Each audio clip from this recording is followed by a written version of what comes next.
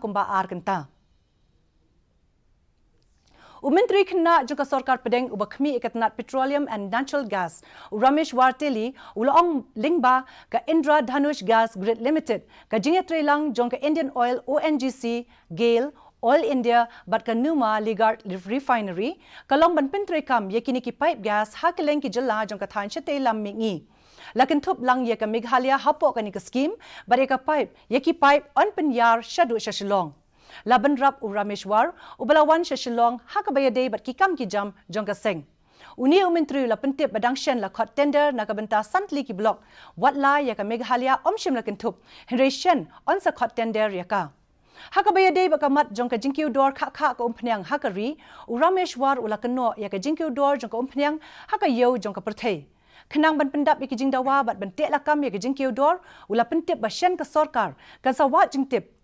ya ka jingdon joko umpnyang bat kiwei ki jingmi naka petrol khamtam haka than chate lamingi jongga jila Meghalaya Nagaland bat Mizoram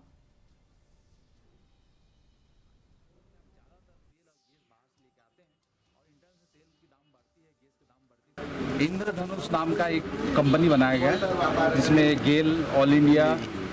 Assam सरकार ऐसे मिलके एक इंद्रधनुष मतलब 7 स्टेट के लिए काम करना है। तो इंद्रधनुष जो कंपनी बनाया गया है कि 7 स्टेट पे पाइपलाइन बिछाया जाएगा जिसमें मेघालय भी है,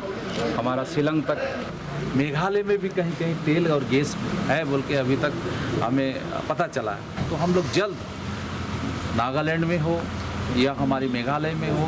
या मिजोरम में हम तेल और गैस की हम खोज करेंगे और जिससे हम तेल बाहर से कम लेकर आएंगे, गैस कम लेकर आएंगे, तो हमारी तेल और गैस के ऊपर भी कुछ कंट्रोल रहेगी। Sedang ke Dorbar Liur jongka Jaintia Hills Autonomous